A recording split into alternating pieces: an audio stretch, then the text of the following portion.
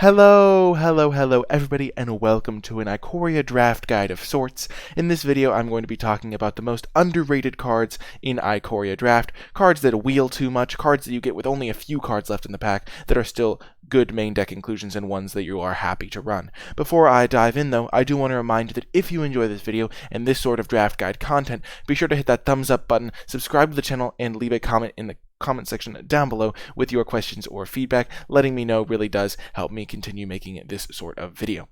But without further ado, let's start things off with some honorable mentions. The honorable mentions are just any card that has Cycling 1. Cycling 1 very strongly mitigates the cost of putting this sort of card in your deck. You can oftentimes even start cutting lands if you have enough 1-mana cyclers in your deck, and also it gives you outs to be the cycling deck, which is one of the best decks in the format. Any card with Cycling 1 should be a pretty high pick for your deck, as it, even if it has a very situational effect, the downside, the floor on the card is so high naturally because it does have Cycling 1. Take Startling Development, Memory Leak, and Go for Blood as examples, but there are a ton of other cards in the set that have Cycling 1 that are still very, very good, just because in the worst case, you can get rid of them and draw a new card. So keep these ones in mind, especially because the cycling deck is a very good deck in the format, and having these sorts of cards helps you draft that deck more frequently. Moving on to number 5, though, we're going to start things off with a spicy pick here in the Whisper Squad. Now, this one is really kind of tricky, so that's why it's number 5 instead of higher on the list, and that's because if you put proper priority on Whisper Squad, you can oftentimes end up with 3 or 4 of them, but sometimes they're just not opened, sometimes other players speculate on them, and then it falls apart. But that being said, the power level payoff is definitely worth it with this card. If you take one of these around 5th pick, then later on in the draft, you're willing to take them much higher, so speculating on one of these early in a draft can definitely be worth it. I wouldn't be too surprised to see them going around later in the draft if nobody else is looking for them, but I think that they are definitely worth the high pick to kind of stake your claim and get those Whisper Squads early, because if you can get 3 or 4 of them, they can really power up your cycling deck. One way to think of Whisper Squad is as a Raise the Alarm effect, which is 2 mana to make 2 1/1s, because on turn 1, if you play your Whisper Squad, then on turn 2 you can fetch up your second one, and so essentially you've made 2 1/1s by turn 2, just like a Raise the Alarm effect, and if you have more than that, they get even better. There are a decent amount of ways to use small creatures in this format, and Whisper Squad is one of the better ways to do that at common, if you're willing to take them at the proper level. I see these going around way too late a lot of the time, and I definitely think that by putting higher priority on this card, you can build better decks in the format.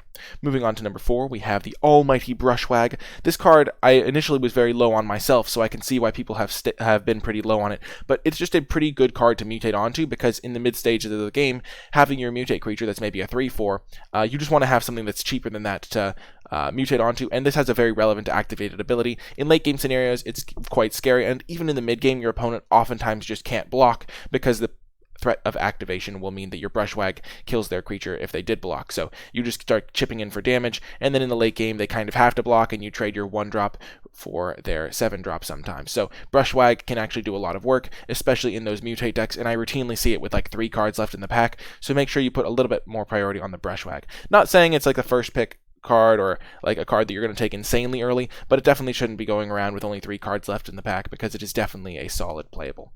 Moving on to number 3 is Forbidden Friendship, and this one is criminally underrated. I wheel this card routinely. I see it with I like just actually count on it wheeling, which is not something that should happen with this card, because it is another super great way to get multiple bodies in play to fuel those sacrifice synergies. It also is a way to fuel human non-human synergies, which is sometimes relevant, and also a great card to provide mutate fodder, because even if they then kill the token that you've mutated onto, you at least still have that 1/1 human as recompense. So Forbidden Friendship is a great card. You should definitely be taking this within the first rotation of packs and not be too unhappy about it. It is currently wheeling very frequently in my own experience, and I think that that is going to hopefully change, because this card is quite powerful, and it definitely does a lot in the format. It also fuels spells synergies, which I forgot to mention before, but it just kind of fits in nicely into a lot of decks and shouldn't be going around after the first rotation, I don't think. I think it should probably go around like 6th through 8th is probably a solid time to get it. Even a little bit earlier, it can be pretty solid, but I think Forbidden Friendship is a good card in the format. Moving on to number 2 is Snare Tactician, and I don't know why, but for some reason, this is the cycling payoff that I seem to see the most going around the table late. 5 cards left in the pack, 6 cards left in the pack, there's still Snare Tactician chilling in the pack, and it just does so much if you are in the cycling deck, and even if you aren't in the cycling deck. That's the important part, because people probably view this card, I'm assuming for the reason it's underrated, and they say, oh, I'm not the cycling deck, so I don't want Snare Tactician. But the thing about Snare Tactician is even if you don't have a ton of cyclers, even if you only have 4 or 5, it still does a ton of work in your deck, because your opponent doesn't know how many cyclers you have. So if you're attacking your opponent and you get them down to 5 life, they can't really start attacking you and then holding back their one big creature if you have a Snare Tactician in play, because they don't know how many cyclers you have.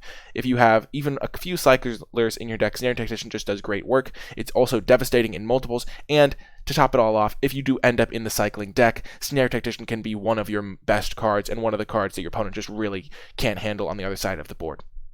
This card should not be going in the later stages of the pack. It's one of the best white commons, and definitely something you should put higher priority on. And it also goes really well if you start prioritizing those 1-mana cyclers higher as well. So if you start putting more priority on Tacticians and more priority on the 1-mana cyclers in your colors, and if you're in the cycling deck, even out of your color, the 1-mana cyclers are going to be good. Snare Tactician will start to carry you to more victories than you might expect. And what is the number 1 card, the most underrated card in all of Ikoria Draft at the moment? That would happen to be Weaponize the Monsters. This is one of the cards that I think I've lost to more than any other card in the format, and yet I routinely see it coming around 6th, 7th, 8th, sometimes even wheeling, and this card is one that I would be relatively happy to first pick out of a pack. It's actually just very, very good. And people think, oh, but I have to be a sacrifice deck to play Weaponize, and that is just could not be farther from the case. You end up with sacrifice fodder all the time in limited decks. Your creature gets pacified, your creature gets captured feared. You have some mana up and your opponent goes for a removal spell, and in response you sack the creature, deal 2 damage to them, or even kill one of their creatures. It's just very, very potent, and definitely a card that you should be willing to take early. First through third pick, I'd be pretty happy getting a Weaponize the Monsters. It works really well with Forbidden Friendship. It works really well with the Whisper Squad, which are 2 other cards that I did just mention as underrated cards. Any way to make multiple creatures for 1 card, it works great with that. It also just works well in a deck that has like 15 creatures in it, because your opponent is going to have to kill the creatures. They're going to have to use removal spells on some of them, and Weaponize the Monsters represents a ton of value when your opponent does that.